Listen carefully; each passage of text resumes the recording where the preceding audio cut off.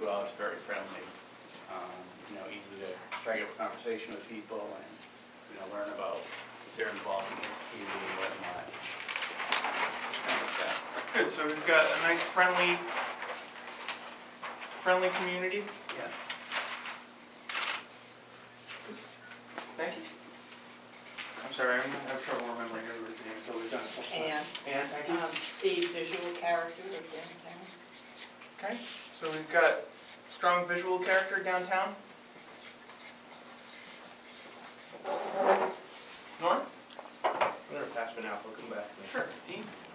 Well, I would echo those two, kind of a little bit different ways, but I have no problem with what's up there. It's just a small town feel, but yet kind of a bigger town opportunities.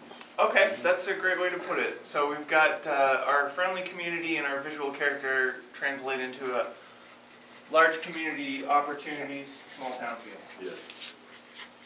Close knit, perhaps.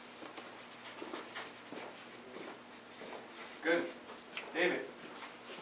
I'll pass on that. Okay. Schools. Schools? Schools. That's what brought me here. Great. So we like our schools. Anything in particular we like about the schools?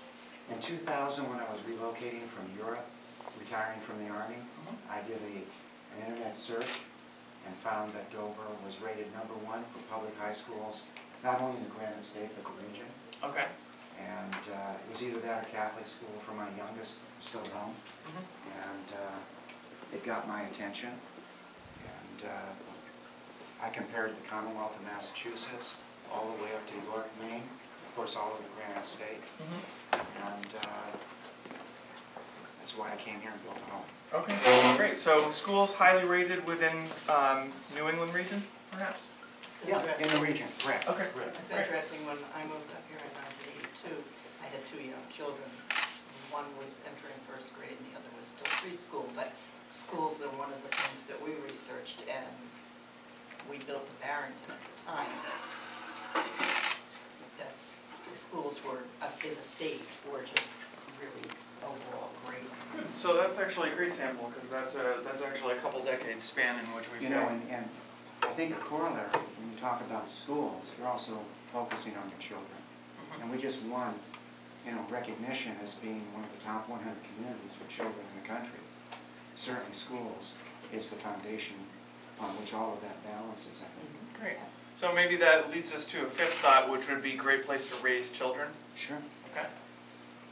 We also have absolutely marvelous library. This between the staff and the building and the